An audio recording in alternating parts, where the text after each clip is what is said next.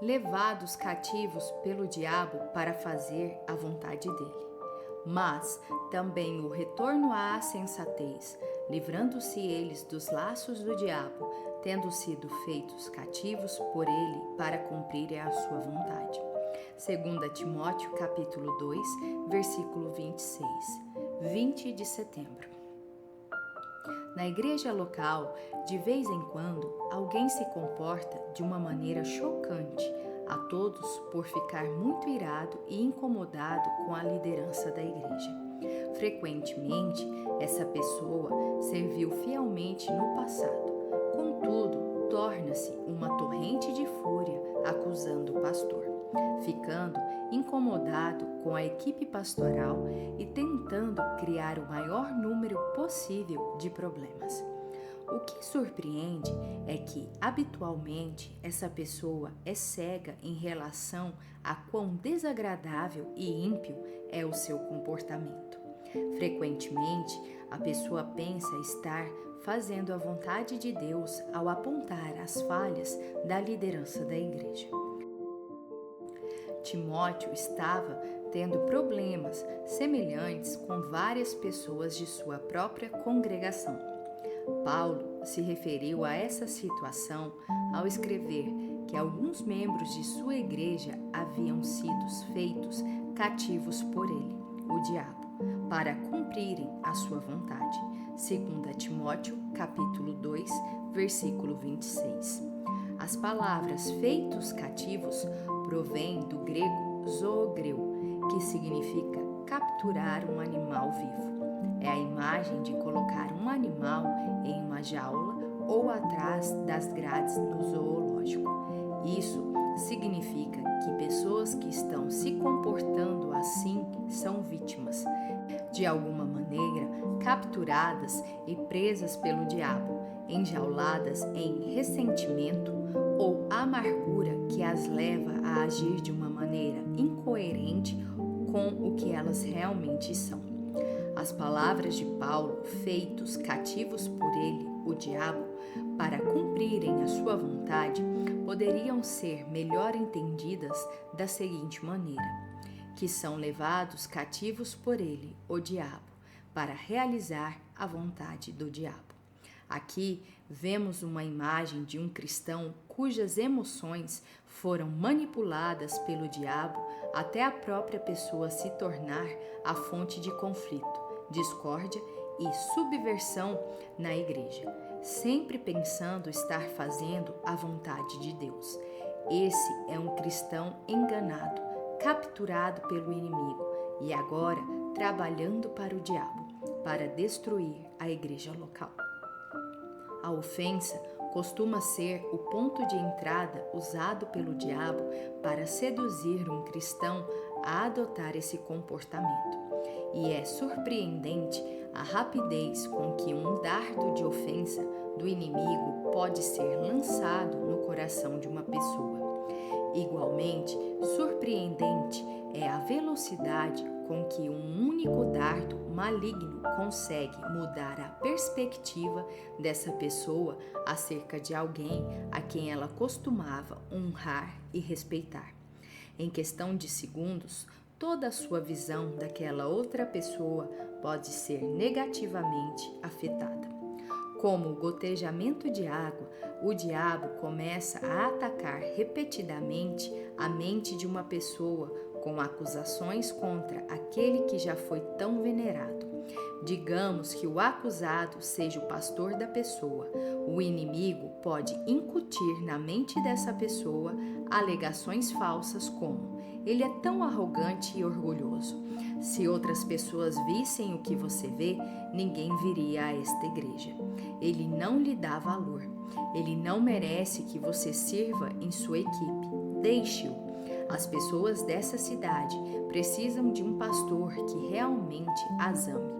É tempo de você deixá-lo e iniciar a sua própria igreja.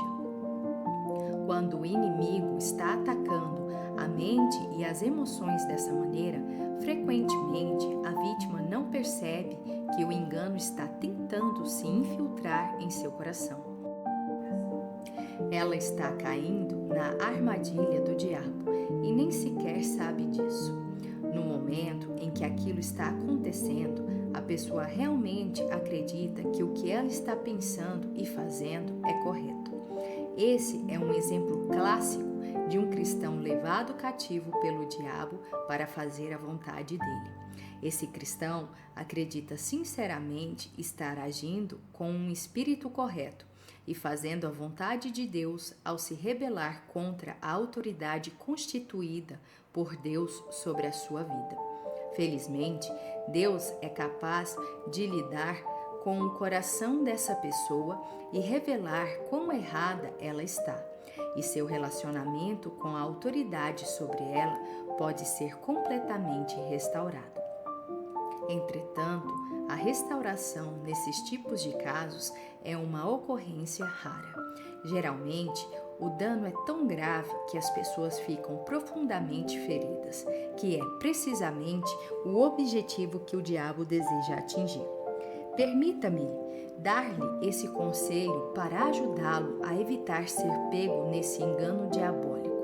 Sempre que algo se tornar um grande problema entre você e outra pessoa, seria recomendável dar um passo atrás e reexaminar o motivo do seu encontro. Com muita frequência, a pessoa com quem você está incomodado é alguém que você ama e precisa em sua vida. Portanto, faça essas perguntas a si mesmo. Eu quero deixar o diabo construir uma muralha entre mim e essa pessoa por algo que nem sequer terá importância daqui a 1 ou 2 anos?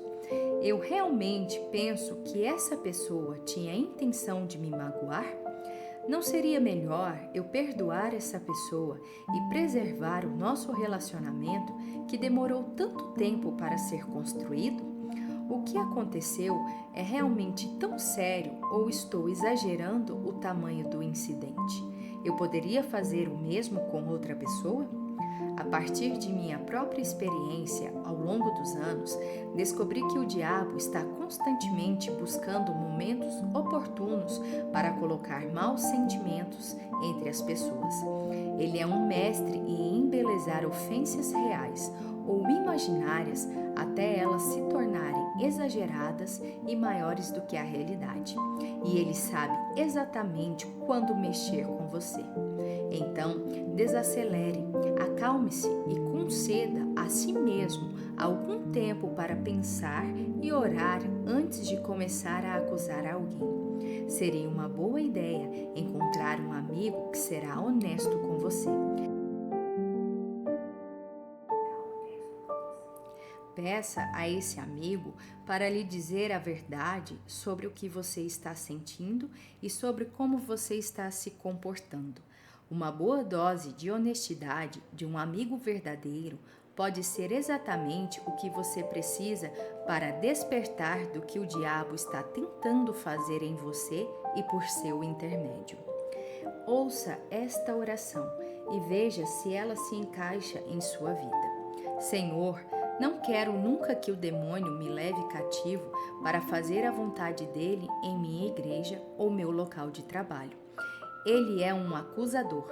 Sendo assim, se sou tentado a acusar e caluniar, isso significa que o diabo está tentando operar por meu intermédio. Dá-me a capacidade de identificar essa estratégia do inimigo assim que ela começar e de interrompê-la antes de me envolver tanto em um conflito que não consiga ver ou pensar corretamente. Espírito Santo, Tu és o Espírito da verdade.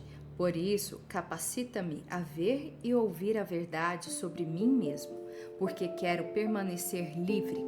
Assim eu oro em nome de Jesus.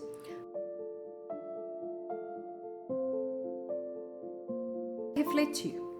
Já houve em sua vida um momento em que o diabo o aprisionou emocionalmente e o usou para criar problemas?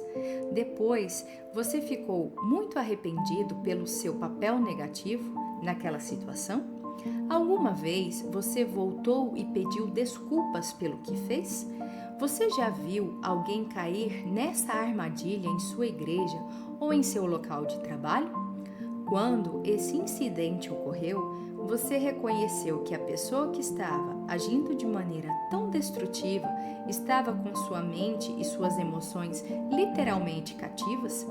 Se a pessoa que está sendo usada pelo demônio não quiser escutar aqueles que estão acima dela, que medidas você pensa que essas autoridades devem tomar em resposta ao comportamento dessa pessoa? Curte, comenta e compartilha. E até o próximo devocional.